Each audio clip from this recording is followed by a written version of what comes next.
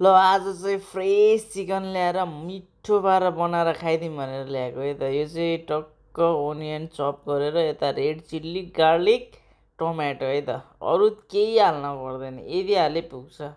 मस्त चिकनलाई चाहिँ सुरुमा मजाले फ्राई हान्ने है त, एकदमै फ्राई हान्ने रातो बनाउनु पर्छ।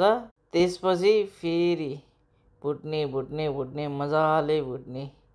यसलाई पाकिस्तानको मसला चाहिँ हाल्नुहुन्न, नेपालकै मसला हाल्नुपर्छ। यसरी पुरै नेपालको मसला हालेर यसलाई चलाउनुपर्छ। सर्लक्क चलाएपछि, चलाएर एकछिन भुटेपछि चाहिँ फेरि पहिलो मिठोवाला स्वाद आउँछ क्या। मिठो देखिन्छ पनि मिठो स्वाद आउँछ। हेर्नुहोस् त, यस्तो मजाको हुन्छ भने नि एक्लैलाई 5 दिनसम्म खान पनि सकिन्न। यो एक्लैलाई त धेरै गाह्रो छ हौ सक्नलाई। एउटा कुखुरा खाइसक्न 5 दिन लाग्छ क्या।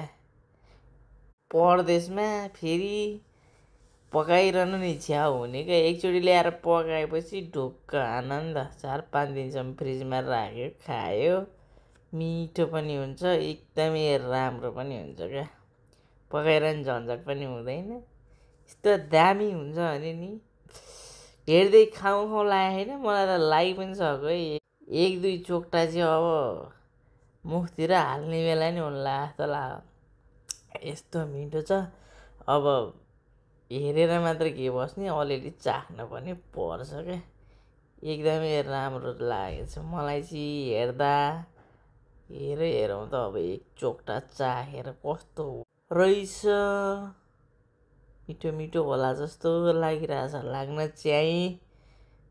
एकचोटि यसो हेरौँ के कस्तो हुन्छ।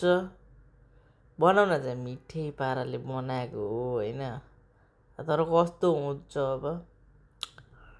आयो मिठो छ हौ, मिठो छ नि, नमिठो भने त कुरै होइन।